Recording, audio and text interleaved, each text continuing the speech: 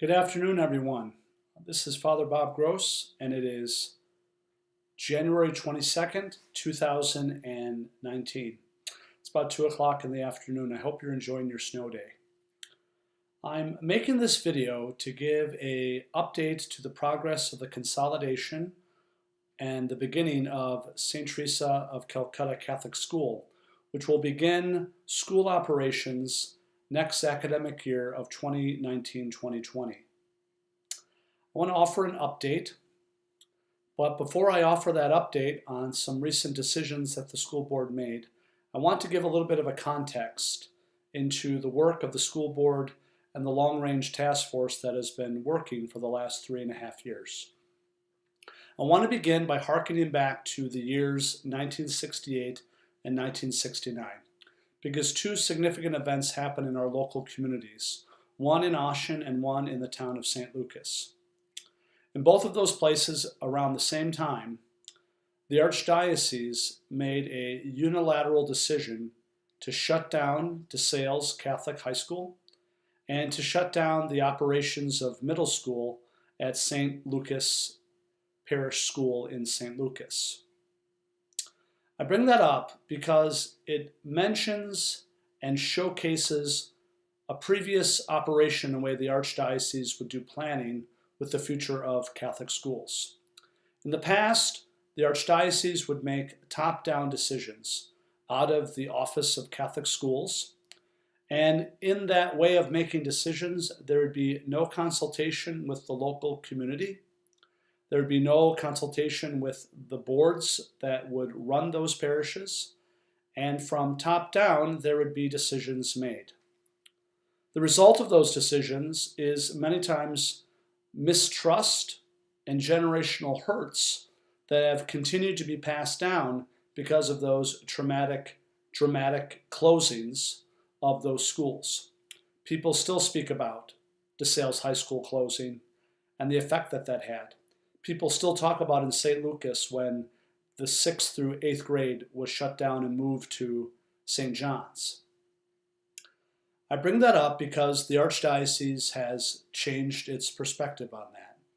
Instead of going from top down, the diocese has taken the perspective of having local decisions, grassroots decisions when it comes to the future of Catholic schools and parish institutions. But there's a caveat with that. And the caveat is this, is that local leaders, local pastors, local boards have a better perspective, but they also have to face their community members when they make especially very difficult decisions when it comes to the future of these institutions. So many times, the process of making decisions is longer, it's messier, there is a lot of heart, and there's a lot of head in the midst of going, what should we do in order to handle the future? I bring that up because that gives a great context into the work that the school board and the task force that began this process started 3.5 years ago. The main reason why the two school boards sought to look into the consolidation of DeSales School and CFS School was for spiritual, academic, and in the long run, financial gain when it came to consolidating our two schools. But in the process of the last 3.5 years, we have learned many details that were not shared, unknown, and not talked about with the financial status of our two schools. So in our decisions, we thought that our two schools, when we would bring them together, were on a much better financial footing. But at the beginning of 2019, after putting together the benefit packages, the salary schedules for our teachers, and putting together two separate budgets into one budget, some numbers started to emerge that surprised the school board.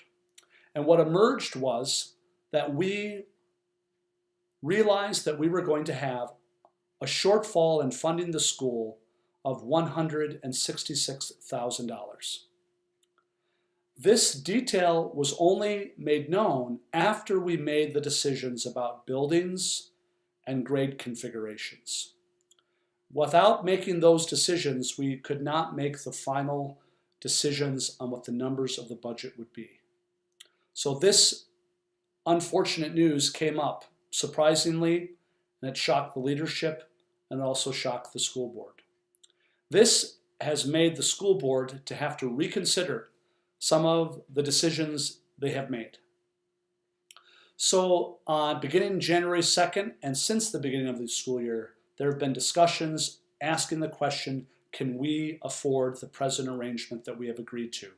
3 buildings and distributing the 8 grades among those 3 buildings.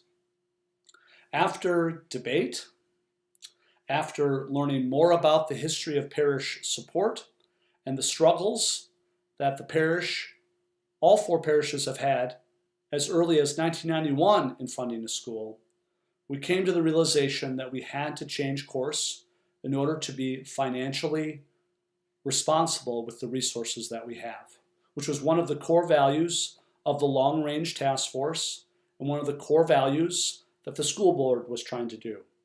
And it was that Catholic schools need to be run efficiently to be the best stewards of our limited resources. So on Monday night, last night, the school board had an extended meeting in which it considered how we were going to close the gap of the shortfall of $166,000. There were many scenarios that we went through, but after discussion and moving forward and being the best stewards that we have with our limited resources, the decision of the school board is the following for the new year. The school board agreed to raising tuition to $1,600 per pupil, and that there would be 2 campuses used for St. Teresa of Calcutta for the academic year of 2019-2020. Those 2 campuses will be Austin, which will have kindergarten through 2nd and 5th through 8th grade, and the Spillville site will be having 3rd and 4th grade because of those large number in those classes.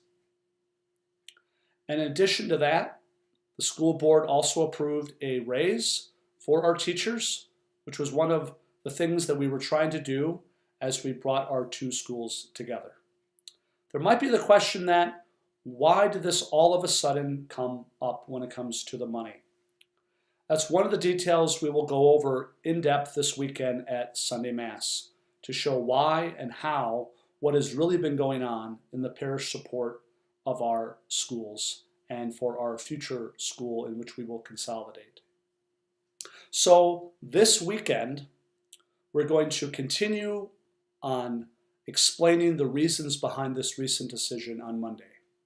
This weekend at all the Masses, we will forego a Sunday homily, and at the end of Mass, we will give 2 important handouts in each of the bulletins to explain and understand why these actions had to be taken. So I ask you to please come to Mass. You're supposed to already. And if you could, come with an open heart to learn and to understand the rationale behind these decisions that we made on Monday night. If you have any concerns or questions, you are more than welcome to please contact us. You can contact me at the parish office at 563-562-3045. You are more than welcome to contact any of the school board members. So Amy Taylor of Spillville is the president. Jess Peters of Austin is the vice president. Andy Lensing is the other rep from Spillville. Ashley Goltz is the other rep from Austin. Heather Engelhardt and Greg Schmidt are the reps for Calmer. And then lastly, Grant Shemek and Carla Hageman are the reps for the Festina Parish. I hope this information helps you. Please pray for us. Please come to Mass with an open mind, and may God bless you. St. Teresa of Calcutta, pray for us.